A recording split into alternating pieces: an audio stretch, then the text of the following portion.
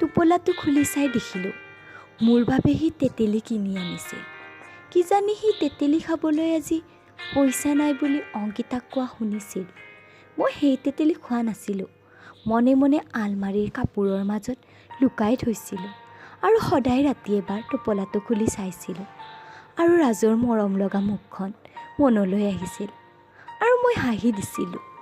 আমি ইজনে সিজনক দেখি হাঁহি থকাৰ উপৰিও আন বহুত কিবা কিবি কৰিব লৈছিলোঁ। সি তাৰ টিফিন মনে মনে মোৰ বেগত সোমাই দিছিল আৰু ময়ো মোৰ টিফিন তাক খাবলৈ দিছিলোঁ। একো নোকোৱাকৈয়ে দৌৰে মনৰ কথা বুজি পাইছিলোঁ। এদিনাখন ক্লাছ ছুটিৰ পিছত সি চকু টিপ দি মোক মাতিলে আৰু ক'লে, তোমাক কিবা এটা দিব লগা আছিল।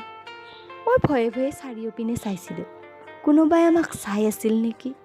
সি মালতী ফুলৰ থোপা এটা মোৰ হাতত গুজি দি ক'লে, কালি কিয় গছত উঠি ফুল পাৰিব গৈছিলা? যদি পৰি গ'লা হয়, আজিৰ পৰা ফুল লাগিলে মোক ক'বা, মই আনি দিম। এনেকৈ কৈ সি মোৰ পিনে চাই হাঁহি এটা মাৰি গুচি গ'ল। ঘৰলৈ গৈ ফুল থোপাও সাঁচি ৰাখিলোঁ।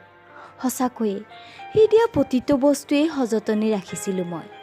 সেয়ে কিজানি তাৰ বস্তু মোৰ লগত জমা হৈ গৈছিল, আনকি তাৰ আধা ভঙা কলমৰ সোপাটো।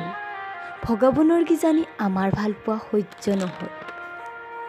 যেতিয়া ৰাজে দিয়া কাগজৰ টুকুৰাটো মোৰ স্কুল ড্ৰেছৰ পৰা ওলাই পৰিছিল আৰু প্ৰথম মা আৰু পিছত দেউতাৰ হাতত পৰিছিল, য'ত ৰঙীন আখৰেৰে লিখা আছিল, প্ৰিয়া, তোমাক মোৰ বহুত ভাল লাগিব। দেউতাই খঙতে কৈছিল, কোন হয় এই ৰাজ? মই ক'লোঁ, ৰাজ মোৰ লগত একেলগে পঢ়ে। এনেকৈ কওঁতে মোৰ গালত সমস্ত জোৰেৰে চৰ এটা পৰিছিল। দেউতাই ক'লে, এইবাৰ পৰীক্ষাটোৱে হেনো মোৰ শেষ পৰীক্ষা সেইখন স্কুলত। পৰীক্ষাৰ কেইদিনত থ'বলৈ আৰু আনিবলৈ দেউতা লগত গৈছিল। দূৰৰ পৰা তাক মোলৈ চাই থকা দেখোঁ, যদিও চকুৱে চকুৱে পৰাৰ লগে লগে মুখখন ঘূৰাই দিছিলোঁ। পৰীক্ষা শেষ হৈ গ'ল। মোকো বেলেগ স্কুলত নাম লগাই দিলে। তাৰ পাছত আৰু কেতিয়াও লগ নাপালোঁ তাক।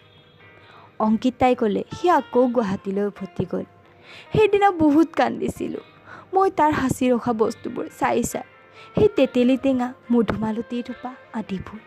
ভাবিছিলোঁ লগ পাম এদিন তাক। লগ পাইছিলোঁ, কিন্তু 10 বছৰ পিছত।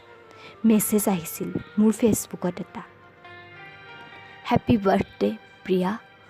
দেখিছিলোঁ তাৰ প্ৰফাইল চেক কৰি লিখা আছে, ইন এ ৰিলেশ্যনশ্বিপ। আন কথা সুধিবলৈ মোৰ মন নগ'ল। অৱশ্যে সুধিব মন নকৰিলে মোৰ অভিমানী মনটোৱেই। ময়ো মাথো থেংক ইউ ৰাজ 3টা শব্দ লিখি দিলোঁ।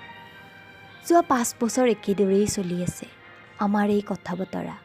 এটা বিশেষ দিনত দুয়োফালৰ পৰা মাত্ৰ 3টা শব্দ।